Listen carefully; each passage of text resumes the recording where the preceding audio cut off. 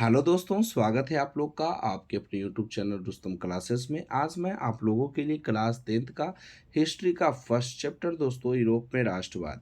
Europe में राष्ट्रवाद से जितने भी ऑब्जेक्टिव क्वेश्चन एग्जाम में पूछे जाते हैं वो मैं आज आप लोग को करवाने वाला हूं। इसके पहले हम लोगों ने यूरोप में राष्ट्रवाद से रिलेटेड जितने भी एग्जाम में जो है ना सब्जेक्टिव क्वेश्चन पूछे जाते हैं, लॉन्ग लॉन्ग क्वेश्चन पूछे जाते हैं, वो मैं आपको एक ही वीडियो में सब प्रोवाइड करा दिया हूँ दोस्तों। अगर आप लोगों ने वह वीडियो अभी तक नहीं देखा है तो पहले जाकर के आप उसे देख लिए। उसका लिंक जो है ना हमने डिस्क्रिप्शन बॉक्स में दे रखा है। अगर आप लोगों को किसी भी चैप्टर का थ्योरी का ज्ञान हो जाएगा दोस्तों, अगर आप लोग को कहानी पता है ना तो ऑब्जेक्टिव जो है ना उसी के बीच से पूछे जाते हैं। तो अगर आप लोग को पूरा थ्योरी का ज्ञान होगा तो ऑब्जेक्टिव क्वेश्चन कुछ भी भारी आपको नहीं लगेगा। आप ऑटोमेटिक बनाता क्या होगा दोस्तों, चले जाएंगे। ठीक है, तो इसके लिए पहले आप लोगों को थ्योरी देख लीजिए। ठीक है, अगर आप लोग नहीं देखे हैं तब, लेकिन जो देख लिए हैं उसके लिए ऑब्जेक्टिव क्वेश्चन बनता चल जाएगा। ठीक है, आप ही लोग बताइएगा कि हाँ सर इसका आंसर क्या होगा। ठीक है, अब देखिए दोस्तों, इस वीडियो को हम लोग क्या करते हैं, स्टार्ट करते हैं। और इस वीडियो को स्टार्ट करने से पहले अगर आप लोगों ने मेरे चैनल को अभी तक सब्सक्राइब नहीं किया है दोस्तों, लाइक नहीं किया है, शेयर नहीं किया है, तो पहले जा कर के आप उसे कर दे दोस्तों।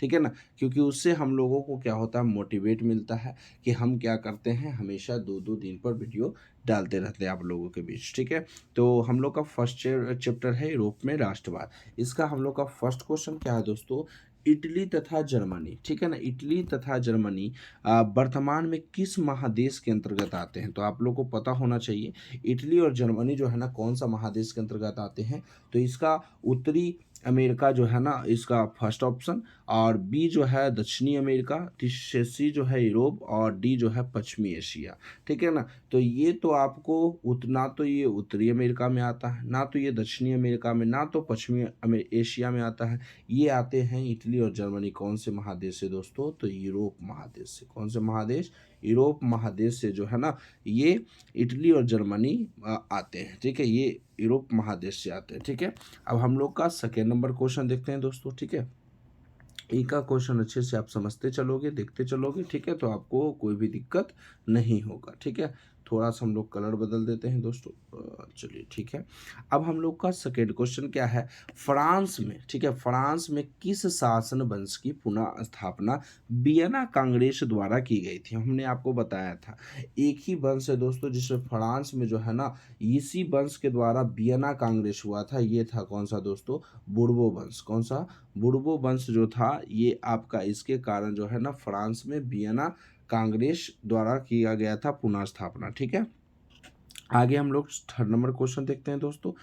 थर्ड नंबर हम लोग का क्या है, बहुत इंपॉर्टेंट क्वेश्चन जो बहुत बार एग्जाम में जो है ना पूछे जाते हैं। ठीक है, ये कहता क्या है कि मेजनी का जो संबंध था किस संगठन से था। मैंने आपको बताया था कि मेजनी का जो है संबंध किस संगठन से था, तो कार्बोनरी। कौन सा दोस्तों, कार्बोनरी से इनका क्या था, संबंध था।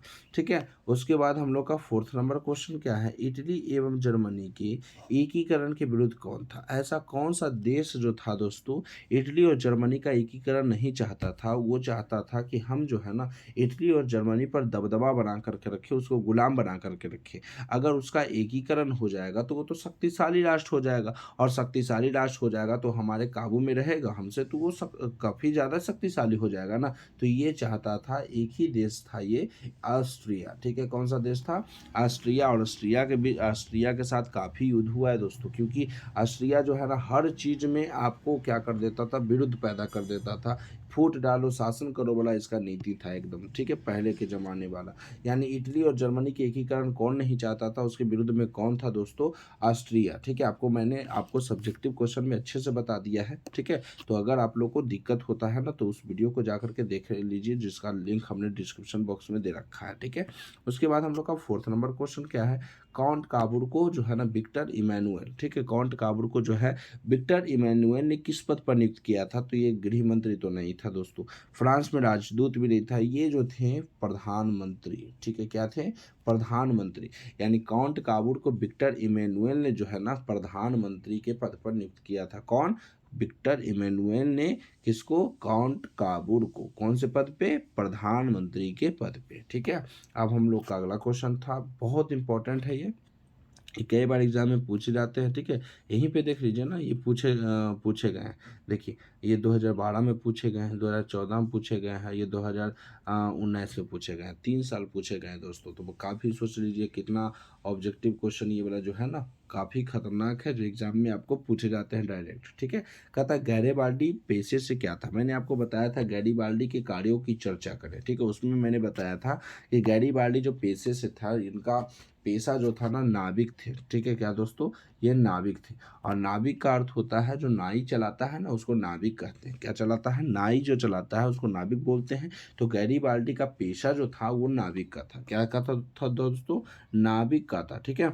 अब अगला हम लोग को देखते हैं 7वां नंबर क्वेश्चन। 7 नंबर क्वेश्चन देखते हैं। 7 नंबर में कहता है कि जर्मन रानी राज का निर्माण किसने किया था। एक ही तो बढ़िया आदमी है दोस्तों, हमको भी अच्छा लगता है, ये है नेपोलियन बोनापार्ट। ये जो है ना, हर एक देशों के लोगों में जो है ना, राष्ट्रवाद को फैलाने का काम किया, ठीक है। राष्ट्रवाद को फैलाने, बाकी हर एक देश के लोग जो है राष्ट्रवाद तो नहीं चाहते थे। अपना देश के प्रति प्यार नहीं रखेंगे, भावना नहीं रखेंगे, तो क्या वो देश विकसित हो जाएगा? एकदम नहीं होगा। इसके लिए जो है ना, नेपोलियन बोनापार्ट जो है, नेपोलियन बोनापार्ट हर एक देश के लोगों को यहाँ पर राष्ट्रवाद की भावना, राष्ट्रवाद से प्रेम करना सिखाए थे, ठीक है। कि कैसे राष्ट्रवाद से आप प्रेम कर सकते हैं। कोई भी अगर विपत्ति आ जाए, ठीक है, या कोई भी विषमताएं मौजूद हो आपके राष्ट्र में, आपके देश में, तो आप उस विषमताओं से कैसे लड़े, ठीक है। यही है क्या चीज़, राष्ट्रवाद, ठीक है। तो ये राष्ट्रवाद को फैलाने का काम किया था कौन, नेपोलियन बोनापार्ट। और ये जो है ना, जर्मन राय राज का निर्माण इसने ही किया था, कौन, नेपोलियन बोनापार्ट। क्लियर हो गया दोस्तों, ठीक है। नेपोलियन सबसे पहले आप लोगों को पता होना चाहिए कि राष्ट्रवाद जो है, ठीक है, राष्ट्रवाद जो सबसे पहले जो फैला था, ये कौन सा महादेश से था दोस्तों, यूरोप, ठीक है। कौन सा देश था, यूरोप जो है सबसे पहले राष्ट्रवाद यहाँ फैलने का काम हुआ। और यूरोप में जो है कौन सा देश में, ठीक है, अगर ये तो यूरोप महादेश हो गया, यूरोप में जो है ना दोस्तों, कौन सा देश में, तो याद रखेंगे जर्मनी। कौन सा दोस्तों, जर्मनी जो था, इसमें ही हम लोग सबसे पहले राष्ट्रवाद की भावना की लहर दौड़ी थी, ठीक है। और ये कौन बढ़ाए थे, पूरा का पूरा श्रेय किनको दिया जाता है, नेपोलियन बोनापार्ट को। क्लियर हो गया। अब हम लोग अगला क्वेश्चन देखते हैं। जालबेरिन जो है ना, कैसी संस्था थी, ठीक है। जालबेरिन कैसी संस्था थी, तो जालबेरिन जो थी दोस्तों, ये व्यापारियों की एक संस्था थी। किसकी थी, व्यापारियों की एक संस्था थी, कौन, जालबेरिन, ठीक है। जालबेरिन कैसी संस्था थी, तो ये थी कौन, किसकी दोस्तों, व्यापारियों की संस्था थी, कौन, जालबेरिन। क्लियर। आगे हम लोग देखते हैं, रक्त और लौह की नीति का अवलंबन किसने किया। कहा था ना कि अब यहाँ पे जो है आदर्शवादी गुण और व्यवहारिक गुण से यहाँ पर क्या होगा, जर्मनी का एकीकरण नहीं होगा। अब इसके लिए हमको जो है ना, क्या करना पड़ेगा, रक्त और लौह यानी तलवार वगैरह निकालना पड़ेगा, और उससे हम लोग को जर्मनी का एकीकरण करना पड़ेगा। क्योंकि जर्मनी, आप जानते थे कि जर्मनी जो था 300 छोटे बड़े राज्यों में विभक्त था। और उसमें 300 छोटे बड़े राज्यों में सबसे खतरनाक कौन सा देश, कौन सा राज्य था दोस्तों, प्रसा, ठीक है। प्रसा कभी नहीं चाहता था कि जर्मनी का एकीकरण हो, ठीक है। जर्मनी का एकीकरण कभी नहीं चाहता था, कौन, प्रसा, जबकि उसी का राज्य है, वो ही नहीं चाहता था। फिर उसके बाद ऑस्ट्रिया जो है अपना उस पर स्थायित्व जमा करके रखा था, तभी बिस्मार्क आए। कौन सा आए दोस्तों, बिस्मार्क। और बिस्मार्क आकर के जो है ना, बिस्मार्क को चांसलर बना दिया गया था। और बिस्मार्क आए अपने कूटनीतिक तरीका से जो है ना, ये पूरे के पूरे जो है जर्मनी को क्या कर दिए, आज़ाद करवा दिए, स्वतंत्र करवा दिए, जर्मनी का एकीकरण करवा दिए, ठीक है। तो ये पूरा का पूरा श्रेय दिया जाता है बिस्मार्क को। और ये किसके सहारे लिए थे, रक्त एवं लौह की नीति का अवलंबन, ये कौन थे दोस्तों, बिस्मार्क। रक्त एवं लौह की नीति का अवलंबन जो किया था, ये कौन किया था, बिस्मार्क साहब किए थे, ठीक है। उसके बाद हम लोग अगला देखते हैं दोस्तों। अगला दोस्तों है फ्रैंकफर्ट की संधि कब हुई। यानी फ्रैंकफर्ट की संधि जो है ना, 1871 ईस्वी में हुई थी। कितना में दोस्तों, 1871 ईस्वी में हुई थी। और इसी संधि के द्वारा जो है ना, जर्मनी का एकीकरण किया गया। लास्ट में फ्रैंकफर्ट की संधि द्वारा किसका एकीकरण कर दिया गया, जर्मनी का एकीकरण कर दिया गया, ठीक है। उसके बाद हम लोग 11 नंबर में देखते हैं दोस्तों। कथा यूरोप वासियों ने किस देश का साहित्य एवं ज्ञान प्रेरणा स्रोत रहा है। यानी यूरोप वासियों के लिए किस देश का जो साहित्य है एवं ज्ञान विज्ञान है जो प्रेरणा स्रोत रहा है। ठीक है दोस्तों, क्या रहा है? प्रेरणा स्रोत रहा है। तो ये याद रखेंगे। सिर्फ था कौन सा? यूनान। ठीक है, यूनान जो है ना अपने आप में एक गौरव देश है दोस्तों, लेकिन कहीं ना कहीं इस पर कौन पूरा का पूरा जो है दबदबा बना करके रखा था? तुर्की। ठीक है, कौन बना करके रखा था? तुर्की। फिर तुर्की पूरा का पूरा इसमें जो है ना अपना स्थायित्व इस पर बना कर रखा था, एक तरह से गुलाम, लेकिन यूनान को अपना देश पर ही अधिक था, गौरव था। ठीक है, तो तुर्की को जो है ना इंग्लैंड आए थे, फ्रांस आए थे, जर्मनी, इस मतलब देश मिल करके 3 देश आए थे। 3 देश आकर करके इसको क्या किया? तुर्की को पराजित कर दिया और यूनान क्या हो गया दोस्तों? स्वतंत्र हो गया। ठीक है, अगले आगे आइए। कहता है कि नेपल्स की क्रांति कब हुई? नेपल्स सब लोग समझते हैं। सिसिली और नेपल्स को कौन जीता था? गैरीबाल्डी। ठीक है, और गैरीबाल्डी किस प्रकार से जीता था दोस्तों? अपना सशक्त सेना बनाया, यानी मजबूत मजबूत सेना बनाया और उस सेना का नाम दिया लाल कुर्ती। ठीक है, और लाल कुर्ती के प्रयास से पूरे सिसिली और नेपल्स को ये क्या किए थे? जीत गए थे। ठीक है, लेकिन नेपल्स की क्रांति कब हुई थी? याद रखना है। तो नेपल्स की क्रांति जो हुई थी दोस्तों, याद रखेंगे हम लोग, नेपल्स की क्रांति जो हुई थी 1821 ईस्वी में। कब हुई थी? 1821 ईस्वी में जो हुई थी नेपल्स की क्रांति हुई थी। ठीक है, अगला हम लोग का क्वेश्चन है दोस्तों 13 नंबर। कहता है चार्टिस्ट आंदोलन। ठीक है दोस्तों, चार्टिस्ट आंदोलन कहाँ हुआ? चार्टिस्ट आंदोलन जो है दोस्तों कहाँ हुआ? तो चार्टिस्ट आंदोलन हुआ था इंग्लैंड में। कहाँ हुआ था दोस्तों?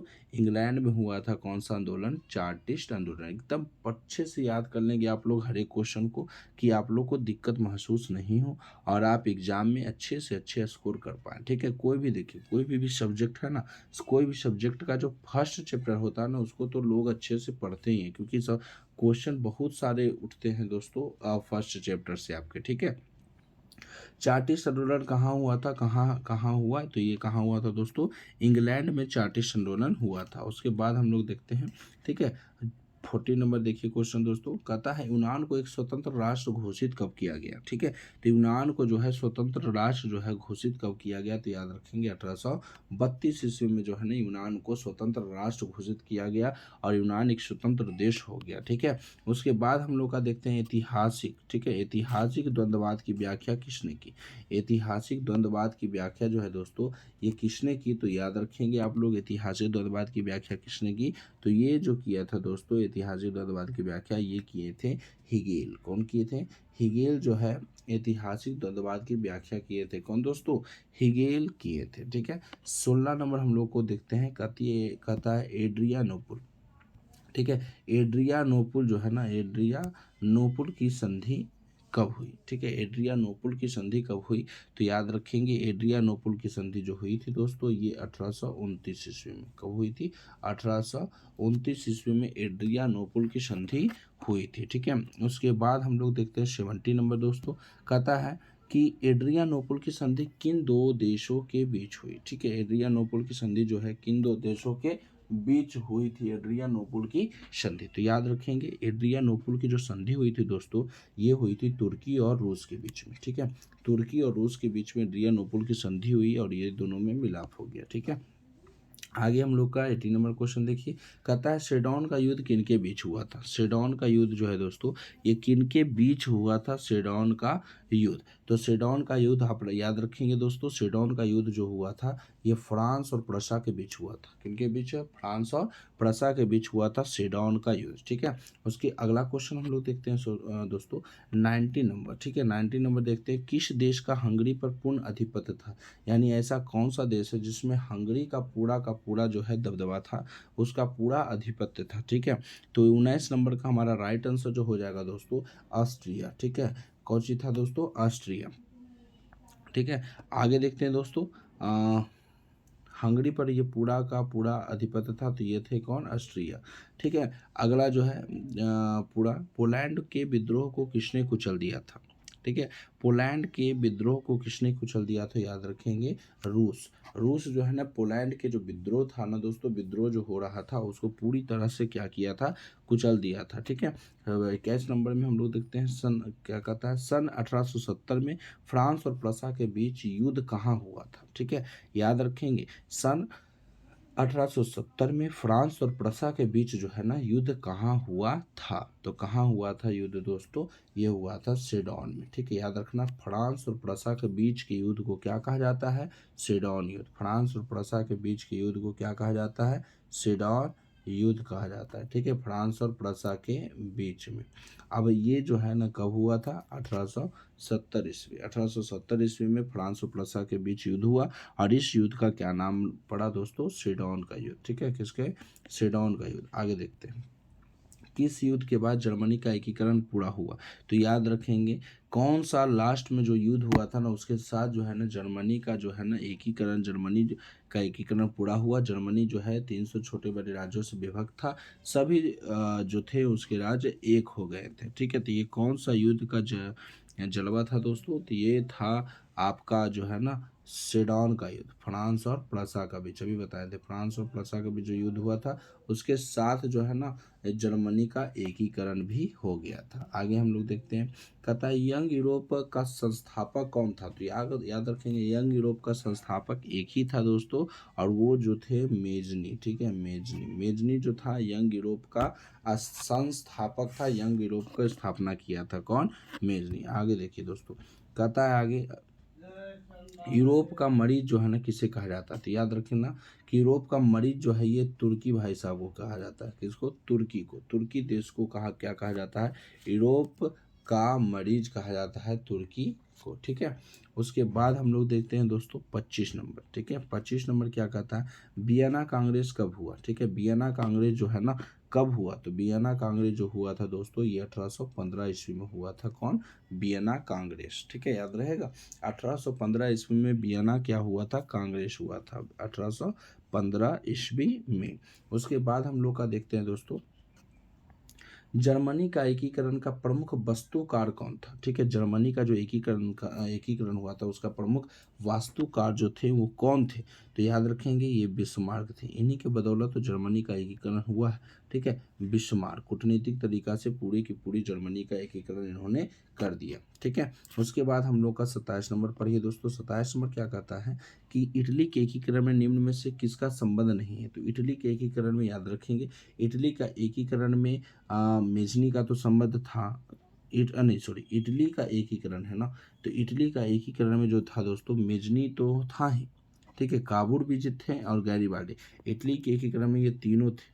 ठीक है, ये तीनों थे, और इसमें पूछा किसका संबंध नहीं था? तो ये जो थे, याद रखेंगे, ये जो थे आपका बिस्मार्क जो बच गए, ये इनका कोई भी संबंध नहीं है इटली के एकीकरण में, क्योंकि मेजनी भी थे, काबुल भी थे, गैरीबाल्डी। क्योंकि मेजनी, काबुल, गैरीबाल्डी के योगदान आपको इटली का एकीकरण मैंने पढ़ा दिया है। ठीक है, तो ये बिस्मार्क जो थे इटली के एकीकरण में नहीं थे। ये कौन से एकीकरण में थे पता है आप लोग को? ये जो थे ये जर्मनी के एकीकरण में थे। ठीक है, बिस्मार्क जो थे किसके एकीकरण में थे? जर्मनी के एकीकरण में बिस्मार्क थे।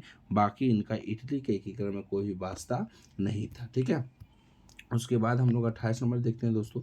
कहता है 1830 की क्रांति के बाद फ्रांस में किस प्रकार का शासन स्थापित हुआ? ठीक है, 1830 ईस्वी में फ्रांस में किस प्रकार का शासन क्या हुआ दोस्तों? स्थापित हुआ। तो याद रखें कि ये हुआ था संवैधानिक राजतंत्र। ठीक है, संवैधानिक राजतंत्र जो है फ्रांस में ये शासन स्थापित हुआ था 1830 के क्रांति के बाद। ठीक है, उसके बाद 29 नंबर देखते हैं। कहता है जर्मनी के एकीकरण के लिए कौन उत्तरदायी था? ठीक है, जर्मनी के एकीकरण के लिए कौन उत्तरदायी था? ठीक है, जर्मनी के एकीकरण में तो ये जो थे उत्तरदायी थे जर्मनी के एकीकरण में, काउंट काबुर तो नहीं थे। अभी बताए थे हमने कि काउंट काबुर का कोई लेना देना नहीं था जर्मनी के एकीकरण में। गैरीबाल्डी का कोई लेना देना नहीं था जर्मनी के एकीकरण में। और बिस्मार्क साहब भी नहीं थे। ये तीनों जो थे ना इटली में थे। कौन से? तो इटली के एकीकरण में ये थे। लेकिन इनका कौन ऐसा है जिनका जो उत्तरदायी थे पूरा का पूरा जर्मनी के एकीकरण में? तो याद रखेंगे जर्मनी के एकीकरण में कौन थे? बिस्मार्क। कौन थे दोस्तों? बिस्मार्क थे। ठीक है, उसके बाद देखिए हम लोग का 30 नंबर कहता है 1871 में कौन सी संधि हुई? तो याद रखना फ्रैंकफर्ट की संधि भी ऊपर बताए थे हम आपको। फ्रैंकफर्ट की संधि कब हुई? 1871 ईस्वी में। तो ये 1871 में कौन सी संधि हुई थी? तो ऐसे भी आपको क्वेश्चन पूछ सकता है। तो याद रखेंगे फ्रैंकफर्ट की संधि। फ्रैंकफर्ट की संधि जो हुई थी 1871 ईस्वी में हुई थी। उसके बाद हम लोग का देखते हैं इटली के एकीकरण में निम्न में किसने योगदान दिया था। इटली के एकीकरण में जो था दोस्तों, निम्न में किसने योगदान दिया था, इटली के एकीकरण में निम्न में से किसका योगदान है, तो देखिए हम लोग देख लेते हैं। इटली के एकीकरण में कहता है मेजनी, तो मेजनी तो है ही थे, अभी मैंने बताया था इटली के एकीकरण में ये भी थे, गैरीबाल्डी भी थे, कॉन्ट कापुर भी थे, तीनों थे। तो इसके लिए हमको अगर जब ऐसा क्वेश्चन आवे तो हम लोग इसका आंसर, राइट आंसर क्या मारेंगे, राइट आंसर मानेंगे इनमें से सभी, क्योंकि इनमें से सभी का योगदान इटली के एकीकरण में है। ठीक है, उसके बाद हम लोग लास्ट क्वेश्चन देखते हैं दोस्तों, इस चैप्टर का लास्ट क्वेश्चन। ठीक है, ये कहता क्या है कि रॉबर्ट ओवन कहाँ का निवासी था। तो रॉबर्ट ओवन जो थे ब्रिटेन के निवासी थे। किसके थे, ब्रिटेन के निवासी थे रॉबर्ट ओवन। तो इस प्रकार से यह चैप्टर जो है आज ख़त्म हो गया दोस्तों। आपको यूरोप में राष्ट्रवाद सब्जेक्टिव से मैंने ऑब्जेक्टिव तक आपको करवा के रखा है। तो आपको मैं पूरा एक बार फिर से दिखा देता हूँ। ठीक है, दिखा देता हूँ, आप अच्छे से क्वेश्चन को बढ़िया से कवर कर लेंगे। ठीक है, अच्छे से कवर करके चलेंगे दोस्तों, और जितना भी क्वेश्चन मैं आपको बताया हूँ उसको आप अच्छे से याद कर लेंगे। ठीक है, और याद करने का चीज़ तो है नहीं, आप अच्छा सब्जेक्टिव अगर याद कर लिए हैं तो पूरा का पूरा ऑब्जेक्टिव तो आपको ऑटोमेटिक क्लियर हो जाएगा। तो हमारा फर्स्ट चैप्टर जो था यूरोप में राष्ट्रवाद, मैंने सब्जेक्टिव भी करवा रखा है दोस्तों, ऑब्जेक्टिव भी करवा दिया हूँ। ठीक है, तो आज के लिए तो बस इतना ही, और इसके बाद हम लोग एक नया चैप्टर लेकर के आएंगे। ठीक है, तो आज के लिए बस इतना ही दोस्तों। और अगर आप लोगों ने मेरे चैनल को अभी तक सब्सक्राइब नहीं किया तो सब्सक्राइब कर दें एंड बेल आइकन को दबा दें। ठीक है, जिससे इस चैनल के थ्रू जितनी भी नोटिफिकेशन होगी बिल्कुल आप लोग को मिल जाए दोस्तों। तो सब्सक्राइब करना तो एकदम ना भूलें। ठीक है, सब्सक्राइब करना ज़रूर भूलें, उससे हमें एक हौसला मिलता है। ठीक है, कि अगर आप सब्सक्राइब कर देते हैं तो हमको जो है ना मोटिवेट मिलता है कि हम प्रतिदिन क्या करें, वीडियो डालते रहें। ठीक है, तो आज के लिए बस इतना है दोस्तों, और इसके अगले बार कुछ एक नया टॉपिक पर चर्चा करेंगे। तो आज के लिए बस इतना ही, धन्यवाद।